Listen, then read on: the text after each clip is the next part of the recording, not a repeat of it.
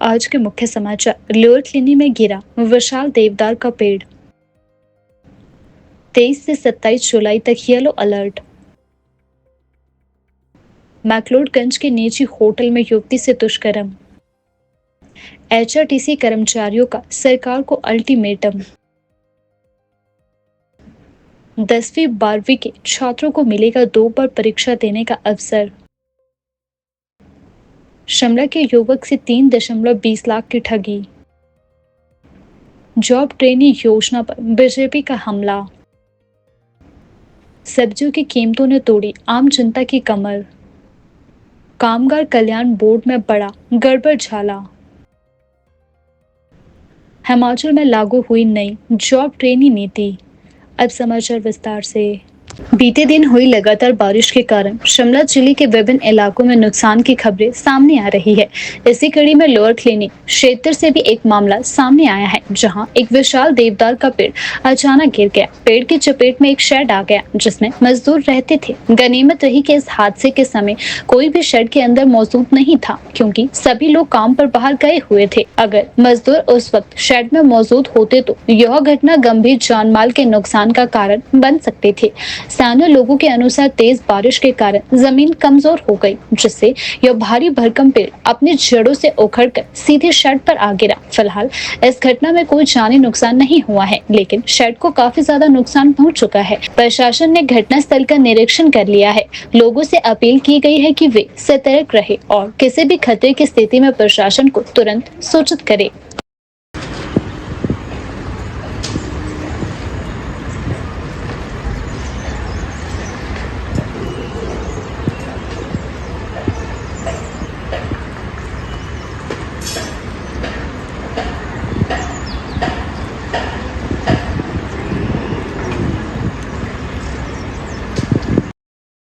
हिमाचल प्रदेश पथ परिवहन निगम एचआरटीसी के ड्राइवर कंडक्टर यूनियन ने सरकार और निगम प्रबंधन के खिलाफ मोर्चा खोल दिया है। यूनियन के अध्यक्ष मान सिंह ने साफ शब्दों में चेतावनी दी है कि यदि कर्मचारियों की मांगें शीघ्र नहीं मानी गई तो ड्राइवर और कंडक्टर सिर्फ 8 घंटे की ड्यूटी करेंगे। उसके बाद वह बसें खड़ी कर देंगे। मान सिंह ने कहा कि कई महीनों से नाइट ओवरटाइम का भुगतान लंबित है। इस मुद्दे को कई बार उठाया गया, लेकिन प्रबंधन की ओर से कोई ठोस कार्यवाही नहीं की गई। यूनियन ने सरकार को याद दिलाया है कि कर्मचारी केवल तय शिफ्ट में ही कार्य करने को बाध्य है और ओवरटाइम करना उनकी बाध्यता नहीं है, बल्कि प्रबंधन की लापरवाही का नतीजा है। यूनियन ने आरोप लगाया है कि हर महीने वेतन समय पर नहीं दिया जा रहा, जिससे कर्मचारियों को आर्थिक कठिनाइयों का सामना करना पड़ रहा है। कर्मचारियों ने इस बात को लेकर गहरी नाराजगी जताई है।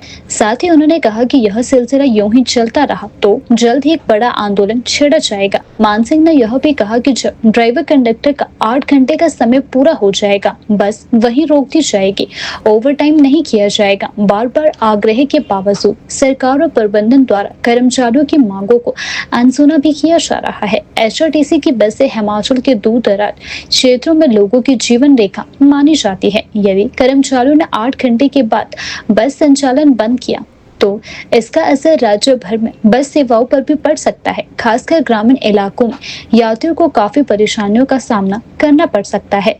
मैं मान सिंह ठाकुर, स्टेट प्रेसिडेंट हिमाचल पथ परिवहन निगम ड्राइवर यूनियन। 25 से पहले 8 घंटे ड्यूटी करेगा। मैं आपके चैनल के माध्यम से बता देना चाहता हूँ कि जो मोटर यूनिफॉर्म जो है वो इनसे लेने को है। 1.5 साल से इन्होंने यूनिफॉर्म में दी, लेकिन बहुत दुख के साथ कहना चाहूँगा यूनिफॉर्म तो देते नहीं, लेकिन मेरे ड्राइवर और कंडक्टरों के चलान 1500 के कर रहे हैं। अब की बार मैं आपके चैनल के माध्यम से प्रबंधन और सरकार को चेता देना चाहते हैं कि आश्वासनों से काम नहीं चलेगा। पानी सिर से ऊपर जा चुका है, क्योंकि अगर सरकार या प्रबंधन ये बोलती है कि हमारे पास पैसा नहीं है, तो एचआरटीसी के कर्मचारियों के लिए नहीं, एचआरटीसी के कर्मचारियों की सैलरी और पेंशन 21 को क्यों? मैं माननीय मुख्यमंत्री मोदी जी से भी ये रिक्वेस्ट करना चाहता हूं कि अगर सैलरी रोकनी है तो पूरे हिमाचल प्रदेश के कर्मचारियों की रोके, उनको भी 25 को दे, हम भी लेने को तैयार है। लेकिन अब की बात हम बिल्कुल नहीं मानेंगे। सैलरी और पेंशन पहली को चाहिए। ओवरटाइम नाइट जो जितना हमारा 100 करोड़ लगा है वो हमें चाहिए। मेडिकल रिफर्समेंट हमें चाहिए। हमारा जो भी भत्ते हैं, चाहे 2000, 50,000 एरियर की किस्त, मैं आपको बता दूं पूरे हिमाचल प्रदेश के कर्मचारी कर्मचारियों को 4 साल पहले मिल गई थी, जो कि 76 करोड़ बनता है, आज तक एचआरटीसी के कर्मचारियों को नहीं मिली। मैं एक बार फिर चेता देना चाहता हूं कि अब की बात आश्वासनों से काम नहीं चलेगा। हम 8 घंटे ड्यूटी करेंगे और अपने घर को जाएंगे, अगले दिन आके फिर 8 घंटे ड्यूटी करेंगे। ना हमें ओवर टाइम लेना है, ना हमें ओवर टाइम नाइट लगाना। हाँ, हमारे 8 घंटे पूरे हो जाएंगे, हम वहीं बस खड़ी करेंगे और अपने घर को जाएंगे, क्योंकि ओवर टाइम हमें मिलता नहीं है, नाइट हमें मिलती नहीं है। हम 8 घंटे ड्यूटी देने के बाद, जैसे मेरा ड्राइवर सुबह 6 बजे आया, 4 बजे तक अड्डा इंचार्ज का फर्ज बनता है कि 10 घंटे के अंदर 8 घंटे ड्यूटी ले। मेरा ड्राइवर कंडक्टर जो है 4 बजे अपने घर को जाएगा। ना हम नाइट सेवाएं देंगे, ना नाइट लेंगे, ना हम ओवर टाइम करेंगे, ना हम ओवर टाइम लेंगे। मैनेजमेंट से हमें आशा है, निगम प्रबंधन से पहले भी आशा थी, लेकिन इन्होंने 10:07 को मीटिंग का टाइम दिया, फिर 11:07 को बोला, फिर 11:07 को भी इन्होंने मना कर दिया। लेकिन हमने बड़ा दिल रखते हुए आज फिर हमें 23/7 को मीटिंग को बुलाया, हम फिर आए। टेबल टॉक हम छोड़ना नहीं चाहते, लेकिन निगम प्रबंधन को मैं आपके चैनल के माध्यम से चेता देना चाहते हैं, बिल्कुल हमें स्थायी हल चाहिए। सैलरी और पेंशन पहली को चाहिए, हमारा ओवर टाइम नाइट जो हमें चाहिए, हमारा जो मेडिकल रिवर्समेंट बनता है 11 करोड़ वो हमें चाहिए। हमें 3 भर्तियां हमारी 1.5 साल से हमें भर्ती नहीं मिली, सारी की सारी चाहिए। हमारी सारी मांगों को माना जाए, अन्यथा आश्वासनों से काम नहीं चलेगा। इस बार हम सिर्फ 8 घंटे वर्क टू रूल करेंगे और ना हम गाड़ियां रोकेंगे, ना हम स्ट्राइक करेंगे। और work to rule motor vehicle act के अंदर जो आता है उसी हिसाब से काम करेंगे, जैसे पूरे प्रदेश के कर्मचारी करते हैं, हम उसी हिसाब से काम करेंगे। हिमाचल प्रदेश की प्रसिद्ध पर्यटन नगरी मैक्लोडगंज से सटे एक निजी होटल में एक दिल्ली की युवती से दुष्कर्म का मामला सामने आया है। पीड़िता की शिकायत पर पुलिस ने मामला दर्ज कर आरोपी को गिरफ्तार कर लिया है। मिली जानकारी के अनुसार युवती अपने दोस्तों के साथ मैक्लोडगंज घूमने आई थी। बीते कल तबियत खराब होने के चलते वह होटल में ही रुक गई, जबकि उसके दोस्त बाहर घूमने चले गए। इसी दौरान एक व्यक्ति, जिसने खुद को होटल का अधिकारी बताया, वह युवती के कमरे में आया और उसके साथ दुष्कर्म किया। घटना की सूचना मिलते ही पुलिस की टीम मौके पर पहुंची और आरोपी को मौके से गिरफ्तार कर लिया। एएसपी कांगड़ा अदिति सिंह ने पुष्टि करते हुए बताया कि युवती की शिकायत पर दुष्कर्म की धाराओं के तहत मामला दर्ज कर लिया गया है। पीड़िता की मेडिकल जांच करवाई जा रही है। एएसपी ने यह भी कहा कि आरोपी वास्तव में होटल का अधिकारी है या नहीं, इस संबंध में जांच जारी है। होटल प्रबंधन से भी इस मामले की पूछताछ की जा रही है। घटना के बाद पर्यटन नगरी में सनसनी फैल चुकी है। पुलिस मामले की गंभीरता को देखते हुए सुरक्षा प्रबंधों और होटल स्टाफ की भूमिका की जांच कर रही है। पुलिस ने पर्यटकों और होटल प्रबंधों से अपील की है कि वे सुरक्षा मानकों का पालन करें और किसी भी संदिग्ध गतिविधि की सूचना तुरंत प्रशासन को दें। हिमाचल प्रदेश में मौसम विभाग के रेड अलर्ट के बीच सोमवार को हुई मूसलाधार बारिश ने भारी तबाही मचाई। वहीं आज भी प्रदेश के कई हिस्सों में मौसम खराब बना हुआ है। प्रदेश के कई हिस्सों में भारी बारिश और भूस्खलन के कारण जनजीवन पूरी तरह अस्त व्यस्त हो चुका है। 3 राष्ट्रीय राजमार्ग मंडी कुल्लू और मंडी पठानकोट शिलाई पोंटा साहिब सहित कुल 398 सड़कें बंद हो चुकी हैं। बारिश और भूस्खलन की वजह से 682 बिजली ट्रांसफार्मर ठप हो गए हैं, जबकि 151 पेयजल योजनाएं बाधित हो गई है। हालात इतने गंभीर हो चुके हैं कि 250 बसें जगह जगह फंसी हुई है। खराब मौसम को देखते हुए प्रशासन ने 3 जिलों के कुछ उपमंडलों में स्कूल बंद करने का निर्णय लिया है। प्राकृतिक आपदा के कारण सतलुज समेत सभी नदियां उफान पर है। हवाई सेवाएं भी प्रभावित हुई है और शिमला कुल्लू और कांगड़ा हवाई अड्डों से सभी उड़ानें रद्द कर दी गई है। मंडी चीनी के सराज क्षेत्र में हालात और बिगड़ गए हैं, जहां लगातार बारिश के चलते भूस्खलन का खतरा बना हुआ है। मौसम विभाग ने मंगलवार को भी भारी बारिश की चेतावनी जारी की है।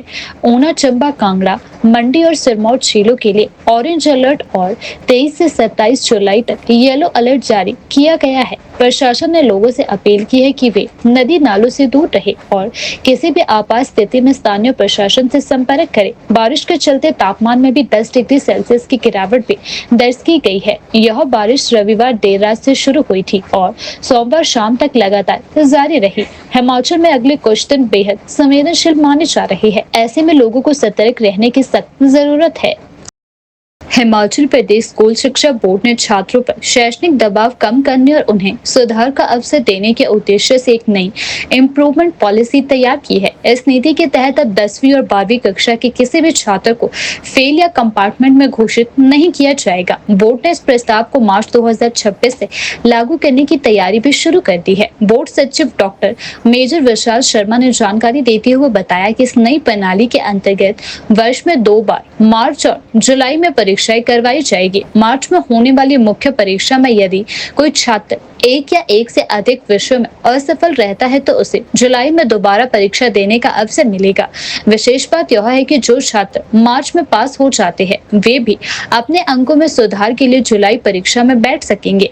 इस कदम से छात्रों को पुनः परीक्षा और प्रदर्शन सुधार के अधिक अवसर मिलेंगे और उन पर फेल होने का मानसिक दबाव भी नहीं रहेगा। नई इम्प्रूवमेंट पॉलिसी के अनुसार यदि कोई छात्र मार्च परीक्षा में असफल रहता है तो उसे जुलाई में पूरक परीक्षा देने का अगली कक्षा में प्रोविजनल प्रवेश मिल जाएगा ताकि उसकी पढ़ाई बाधित ना हो। यदि छात्र जुलाई में सफल हो जाता है तो उसकी पढ़ाई सामान्य रूप से जारी रहेगी, लेकिन जुलाई में भी असफल रहने की स्थिति में छात्र को पुरानी कक्षा में दोबारा अध्ययन करना होगा। बोर्ड ने इस प्रस्ताव को राज्य सरकार को भेज दिया है और सरकार की मंजूरी मिलते ही इसे लागू भी कर दिया जाएगा। यह नीति राष्ट्रीय शिक्षा नीति 2020 के अनुरूप है, जिसमें छात्रों के समग्र विकास और लचीलापन प्रदान करने पर जोर दिया गया है। इस पॉलिसी के लागू होने से प्रदेश के लाखों छात्रों को न केवल सुधार के मौके मिलेंगे बल्कि पढ़ाई का दबाव भी कम होगा, जिससे शिक्षा व्यवस्था अधिक विद्यार्थी केंद्रित और सहयोगी बन पाएगी। हिमाचल प्रदेश भवन एवं अन्य निर्माण कामगार कल्याण बोर्ड में बड़े फर्जीवाड़े का खुलासा हुआ है। बोर्ड के अध्यक्ष नरदेव सिंह कंवर ने शिमला में आयोजित प्रेस वार्ता में जानकारी देते हुए बताया कि फर्जी तरीके से लाभ लेने वाले 38 लोगों के खिलाफ एफआईआर दर्ज की गई है। उन्होंने कहा कि यह सभी लोग गलत दस्तावेजों और भ्रामक जानकारी के आधार पर पंजीकरण कर बोर्ड के आर्थिक लाभ उठा रहे थे। बोर्ड ने केवाईसी प्रक्रिया के तहत सभी पंजीकृत कामगारों का डेटा खंगालना शुरू किया है, जिसके चलते ये गड़बड़ियां उजागर हुई है। नरदेव कंवर ने साफ किया है कि कामगारों के नाम पर सरकारी योजनाओं का अनुचित लाभ उठाने वालों को किसी भी हाल में बख्शा नहीं जाएगा। उन्होंने बताया कि आने वाले समय में और भी गलत रजिस्ट्रेशन की जांच की जाएगी। उस माध्यम से, क्योंकि हमारे डिपार्टमेंट के माध्यम से हिमाचल प्रदेश बोर्ड में जो हमारे श्रमिकों को जो 14 लाभ मिल रहे हैं उसके ऊपर मैं प्रकाश डालना चाह रहा था और साथ में मैं आपके माध्यम से एक सहयोग की अपील भी करना चाहता हूं कि काफी दिनों से हमारा बोर्ड धरातल पर जो है काम कर रहा है और उसमें पाया गया है कि बहुत से ऐसे लोग पाए गए हैं जिन्होंने हमारे डिपार्टमेंट के माध्यम से लाभ लेने का प्रयास किया है। जैसे कि हमने एक व्यापक जांच की है और धोखाधड़ी करने वालों की एक सूची तैयार की है, जिसमें आश्चर्यजनक तरीके नतीजे जो है वो सामने आए हैं। बहुत सारे लोग फर्जी तरीके से हमारे श्रमिकों के लिए बनाई गई योजनाओं का लाभ उठाने का प्रयासरत कर रहे हैं। मुझे ये बताते हुए गर्व हो रहा है कि माननीय मुख्यमंत्री ठाकुर सुखविंदर सिंह सुक्खू जी के दिशा निर्देशों के अनुसार हमने इस धोखाधड़ी करने वालों की सूची तैयार की है और उनके खिलाफ एफआईआर जो है वो दर्ज कर दी गई है। 38 फॉर्मों का निरीक्षण किया और 38 के 38 झूठे पाए गए।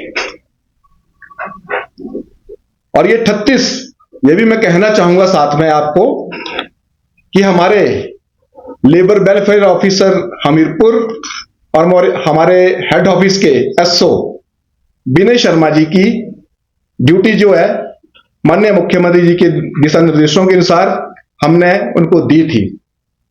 और उसमें 3 दिन इन लोगों ने धरातल पर जाकर काम किया और 36 लोगों के साथ ये मिले, और जब 36 लोगों से ये मिले तो 36 के 36 जो लोग हैं ये फ्रॉड पाए गए हैं।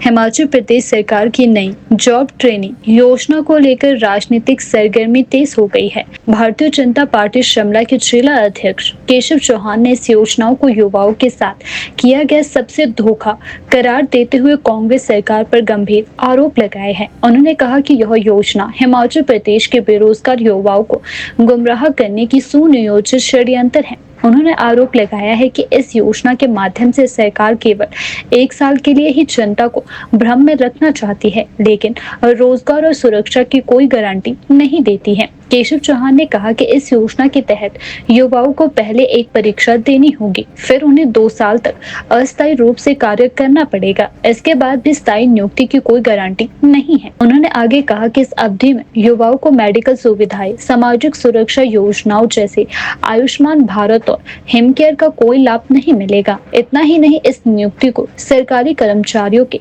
मानकों में भी नहीं गिना जाएगा, जिससे युवाओं का भविष्य खतरे में पड़ जाएगा। बीजेपी नेता ने कांग्रेस सरकार पर निशाना साधते हुए कहा कि यह योजना दिखावा मात्र है और इसका उद्देश्य युवाओं को रोजगार नहीं बल्कि भ्रमित करना है। उन्होंने कहा कि भाजपा सरकार में जहां युवाओं को ठोस और स्थायी रोजगार देने की नीति थी, वहीं वर्तमान सरकार केवल योजनाओं के नाम पर दिखावटी घोषणाएं कर रही है।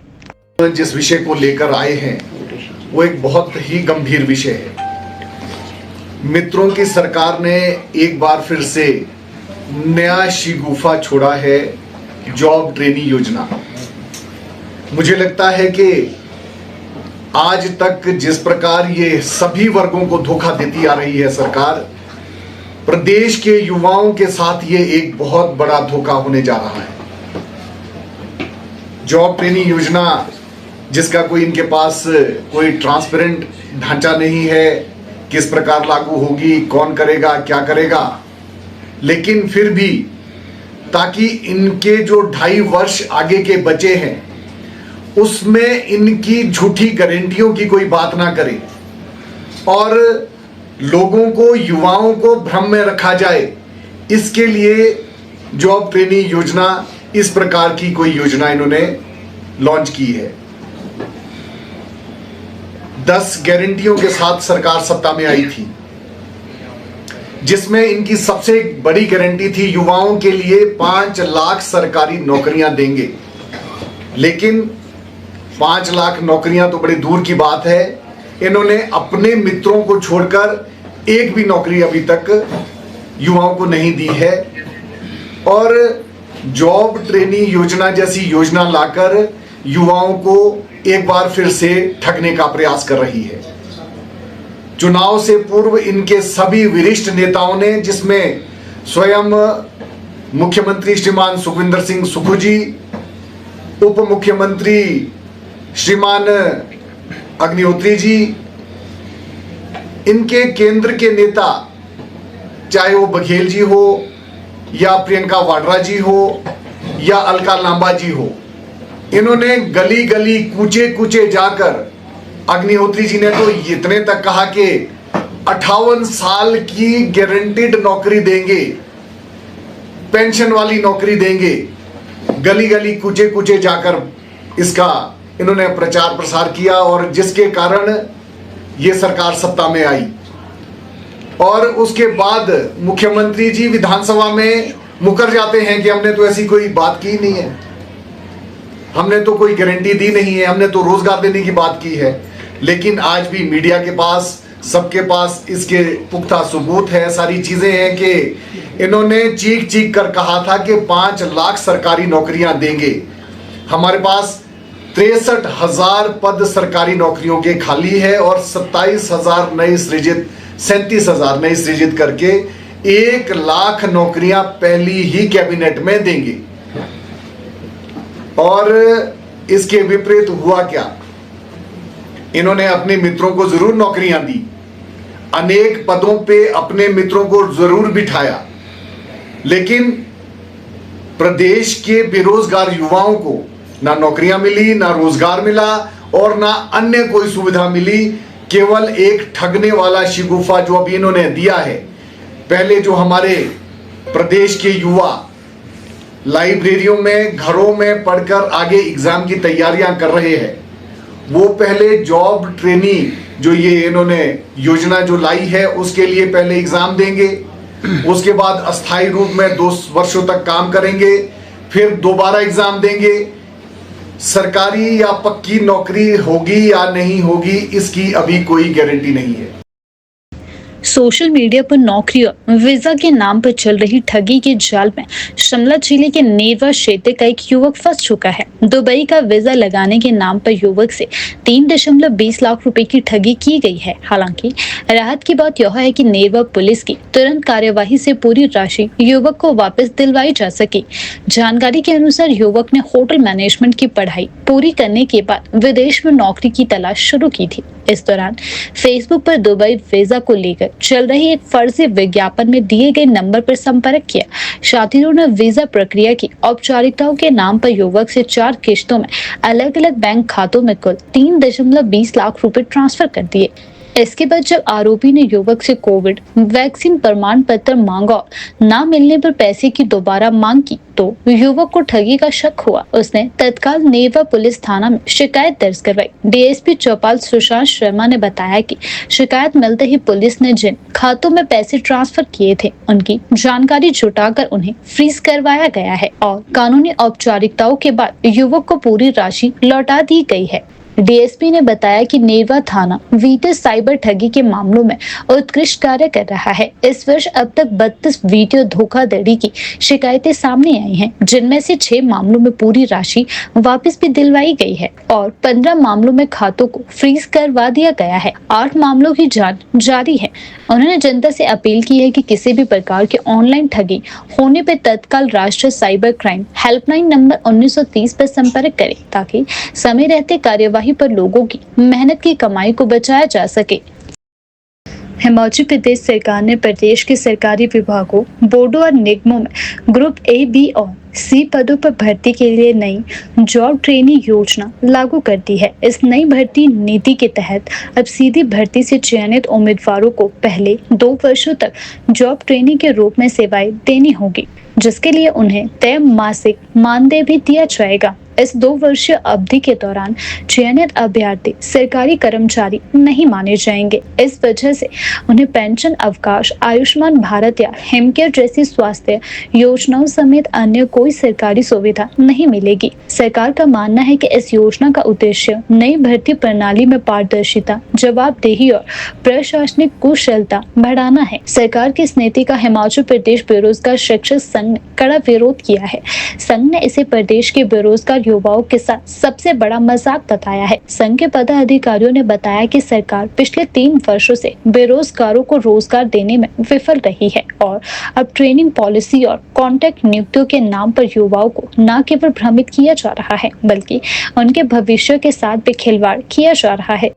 ये हिमाचल प्रदेश के युवाओं के साथ शर्म खिलवाड़ है। एक तो आप पहले ही पिछले 3 साल से कोई रोजगार सरकारी क्षेत्र में उस तरह से युवाओं को नहीं दे पाए और उसके बाद कॉन्ट्रैक्ट पॉलिसी को खत्म करके आप जो है ट्रेनिंग पीरियड के आधार पर जो है लोगों को रखेंगे। ये शर्म हिमाचल प्रदेश के यूथ से खिलवाड़। पॉलिसी को खत्म करो, आप रेगुलर आधार पर जो रोजगार लोगों को दो। उसको मद्देनजर रखते हुए सरकार ने ये हाई कोर्ट को गुमराह करने की कोशिश की कि हम जो है 2 साल मतलब कॉन्ट्रैक्ट पीरियड हम खत्म करेंगे, उसका बाद जो है हम 2 साल के लिए ट्रेनिंग पीरियड में मतलब लोगों को रखेंगे।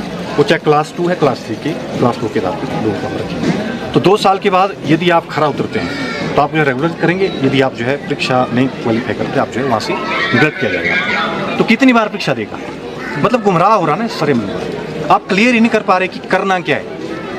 एक तो पहले आपने बोला कि हम जो है हर साल 1 लाख सरकारी क्षेत्र में रोजगार देंगे। साल तो 3 खत्म हो रहे हैं, ना आप उस 1 लाख रोजगार दे पाए, ना आप उस तरह से हमीरपुर सिलेक्शन बोर्ड जो क्लास 3 और क्लास 4 के लिए था वो आपने बंद तो कर दिया कि बैकडोर से वहाँ भर्ती हो रही थी, लेकिन आप तो उसके लिए रिक्रूटमेंट एजेंसी के नाम से जो आप टेंडर करना चाह रहे थे वो भी नहीं कर पाए। आप रिक्रूटमेंट तो वहाँ से एक भी नहीं हुई अभी आपके कार्यकाल में। आपने बोला हम जो करप्शन फ्री स्टेट की बात कर रहे हैं, किस तरह की गवर्नेंस। आप तो शर्म हिमाचल प्रदेश के लाखों बेरोजगारों के साथ खिलवाड़ कर रहे हैं। हम किसी भी तरह से हिमाचल प्रदेश के युवाओं के साथ खिलवाड़ नहीं होने देंगे। सरकार अपनी जिम्मेदारी से पीछे हटना चाह रही है। वो सरकार बेसिकली रोजगार देना ही नहीं चाहती, ये गुमराह करने का एजेंडा है, बाकी कुछ नहीं। 3 साल हो जाएंगे और फरवरी मार्च में आप ये सारा काम करेंगे, आस्ते आस्ते 4 साल फिर आप रोजगार देंगे, आप बोल देंगे खाना पूर्ति के लिए, और आउटसोर्स के नाम से आप पिछले दौर से अपने लोगों को भर देंगे। मतलब शर्म, मतलब ड्यूल करेक्टर ना आपकी सरकार।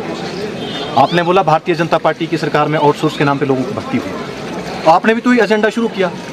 आप तो रेगुलर भर्ती के नाम से बेरोजगारों को ठग के हिमाचल में आए थे सरकार के नाम से, तो आपने तो ऐसा नहीं किया 3 साल से कुछ भी उस तरह का बेरोजगार युवाओं के लिए भर्ती हुई। आप शर्म देखिए, सरकारी क्षेत्र में आपने बोला 1 लाख रोजगार हम देंगे, तो मैक्सिमम 1000 से ज़्यादा रोजगार नहीं हुआ होगा 3 साल में भी, आप देखिए। और आउटसोर्स के नाम पे, सब आउटसोर्स के नाम पे हम तो भर्तियां नहीं मानते, आप ठेके पे भी रोजगारों को रख रहे हैं।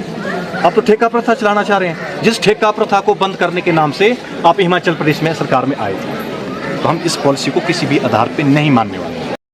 हिमाचल प्रदेश में लगातार हो रही बारिश ने जहां किसानों को भारी नुकसान पहुंचाया है, वहीं इसका सीधा असर सब्जियों की कीमतों पर देखने को मिल रहा है। फसलों के दाम पर मंडियों तक ना पहुंच पाने और सड़कों के टूटने से महंगाई आसमान छूने लगी है। इन दिनों शिमला की सब्जी मंडियों में सब्जियों के भाव कुछ इस प्रकार से है। मटर 100 रुपए प्रति किलो, बीन्स 100 रुपए, शिमला मिर्च 80 रुपए, वहीं टमाटर 50 रुपए किलो, खीरा 50 रुपए, भिंडी, बैंगन, तोरी और करेला 40 रुपए प्रति किलो, वहीं बंद गोभी भी 30 रुपए प्रति किलो में मिल रही है। किसानों का कहना है कि लगातार बारिश से खेतों में पानी भर गया है और कई स्थानों पर भूस्खलन व सड़क टूटने के कारण फसल मंडियों तक नहीं पहुंच पा रही। इससे एक तरफ जहां किसानों को आर्थिक नुकसान हो रहा है, वहीं दूसरी ओर आम उपभोक्ताओं को महंगी सब्जियां खरीदनी पड़ रही है। खरीदारी करने आए स्थानीय लोगों ने कहा कि हर हफ्ते सब्जियों के दाम बढ़ रहे हैं। बीन्स और मटर अब आम आदमी की थाली से बाहर हो गए हैं। सरकार को कुछ ठोस कदम उठाने की जरूरत है। यदि